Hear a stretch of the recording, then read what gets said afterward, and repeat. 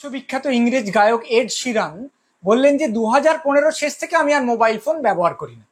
এতগুলো বছর mobile phone ছাড়া আছেন? হ্যাঁ, কারণ উনি মনে করেছেন যে সামনের যে লোকটা যার সঙ্গে উনি কথা বলছেন সে যদি এমনকি পরমাত্মীয় হয়, মোবাইল ফোনে এত মেসেজ আসতে থাকে যে তার প্রতি আর মনোযোগ দেওয়া যায় না, সারাক্ষণ ফোনটার দিকে মন চলে যায়। এমনকি ফোনটা যদি পকেটে থাকে কিন্তু ভাইব্রেট করে, তখন বারবার মনে হয় ওই মেসেজটা বোধহয় খুব গুরুত্বপূর্ণ, তাহলে কি আমি দেখবো, নাকি দেখলে আবার এর প্রতি অভদ্রতা হবে।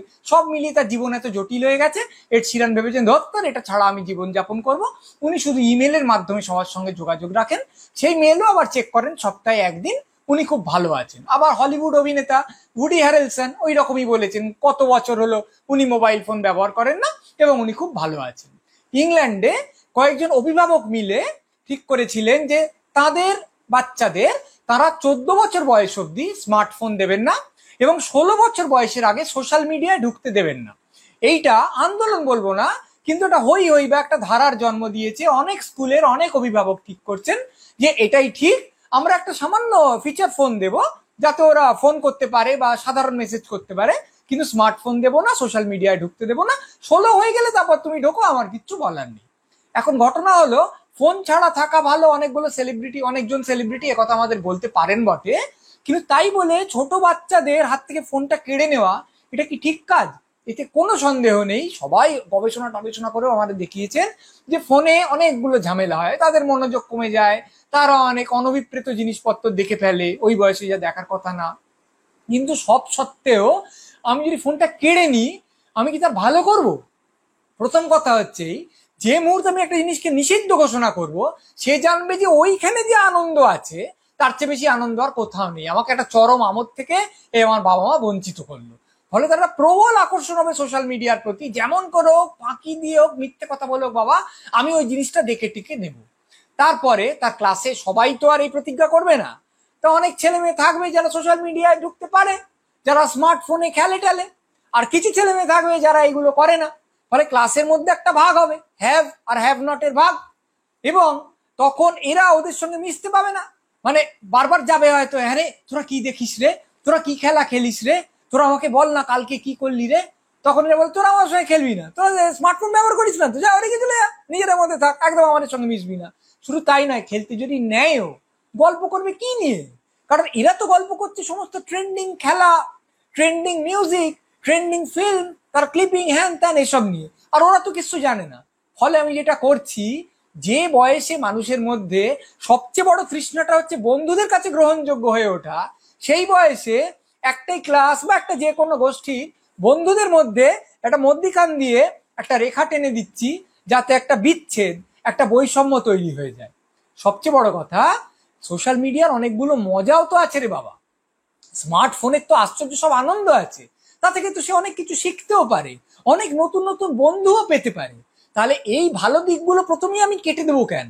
এ তো অনেকটা যে আমি আমার সভ্যতার যে মূল স্রোত তা থেকে একটা বাচ্চাকে বিচ্ছিন্ন করে জঙ্গলে নিয়ে গিয়ে বললাম না শহরে অনেক পলিউশন, শহরে অনেক বেশি আওয়াজপত্র, শহরে জিনিসটা সভ্যতার দিকে যাচ্ছে না, তুই এই জঙ্গলে থেকে আমার কাছে পড়াশোনা কর আর মানুষ হ। তা তো হতে পারে না।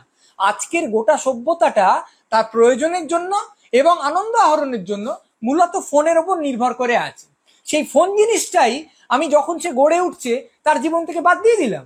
তাহলে পরে যখন সে মূল স্রোতে ঢুকবে, যারা আগাগোড়া মূল স্রোতে আছে তাদের থেকে সে অনেকটা কম দড় হয়ে যাবে না তো? আরো বড় একটা কথা আছে, সে হলো শ্রীরামকৃষ্ণের সেই গুড়ের নাগরির গল্প।